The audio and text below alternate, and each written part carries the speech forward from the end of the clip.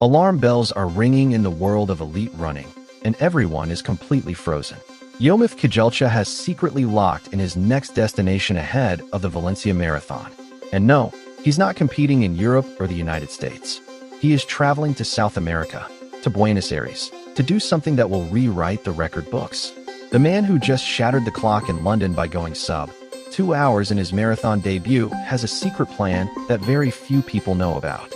He is heading to Argentina with one single goal: wipe Jacob Kiplimo off the map and pull off the craziest 13.1-mile performance in human history. Insiders are saying that what's going to happen on August 23rd is not normal. Today, you are going to be the first to discover the insane paces he plans to lock in, the secret of the course, and the controversial training method he is using in Ethiopia to make it happen. Stick around, because if you miss this today, you'll be hearing about it too late. To understand why this announcement has shocked elite track and field, you have to look at the numbers. Kejelcha isn't just another runner. Right now, he is the most dangerous man on the planet when it comes to road racing. His confidence is through the roof after World Athletics officially ratified his spectacular 10K road world record, stopping the clock at a mind-blowing 26 minutes and 31 seconds. But his real mic drop moment happened at the London Marathon. In his absolute debut over the 26.2-mile distance, he tore up the training manuals and crossed the finish line in 1 hour, 59 minutes, and 41 seconds. He became only the second human being in history to break the mythical sub-2-hour barrier. Kejelcha possesses the raw, top-end speed of a track athlete combined with the brutal endurance of a marathoner. With this flawless aerobic engine, he knows he is in the best shape of his life. That's why he chose the Buenos Aires half marathon. He is not going there to tactical race. He is going for direct revenge against Jacob Kiplimo. Choosing Buenos Aires for this crazy attempt is no accident. The capital's course is widely considered one of the fastest and flattest tracks on the entire planet. It is run practically at sea level, and the layout barely has any sharp turns that force you to step on the brakes. On top of that, the cool August winter in South America provides the perfect ecosystem for your lungs to absorb suicidal paces. But there's more to this than just altitude and weather. There is a deeply personal score to settle. The current course record in Buenos Aires belongs to his archrival, Jacob Kiplimo, who clocked a brutal 58 minutes and 29 seconds in the 2025 edition. Kejelcha is flying to Argentina with an obsession: erase Kiplimo's name from that course's history books. And the challenge doesn't stop there. The absolute half-marathon world record also belongs to Kiplimo with that 57 minutes and 20 seconds in Lisbon. Kejelcha has a personal record of 57:30, just 10 seconds away from the throne. The Ethiopian knows that if he dares to attack from mile 1, the asphalt of Buenos Aires could witness a historic mark flirting with a flat 57 minutes flat.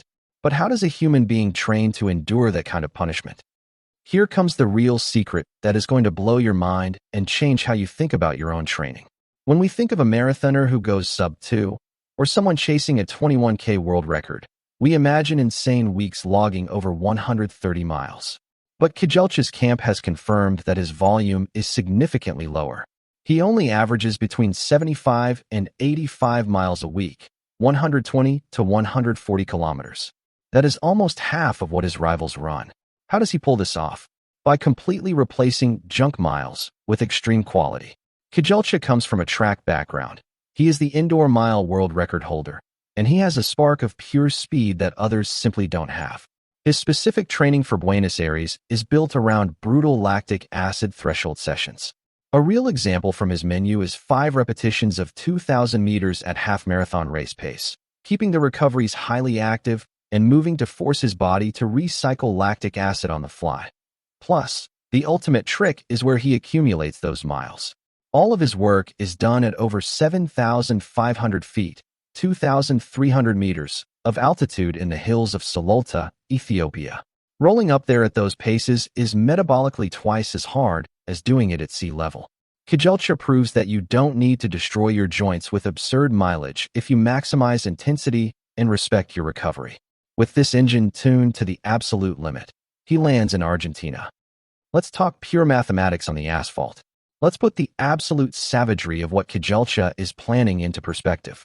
If he wants to wipe out Jacob Kiplimo's 57:20 world record, The Ethiopian has to lock in a relentless, non-negotiable pace of 2 minutes and 43 seconds per kilometer, about a 422-mile pace. Let me repeat that, 243 per K, maintained in pure agony for 13.1 consecutive miles. The chips are down, and on August 23rd, Buenos Aires could make global running history. Now it's your turn. Drop a comment below and let me know if you think Kejelcha will break the world record or if Kiplimo's shadow will continue to rule. Smash that like button if you are passionate about elite track and field, and subscribe to the channel so you don't miss any running updates. See you on the track.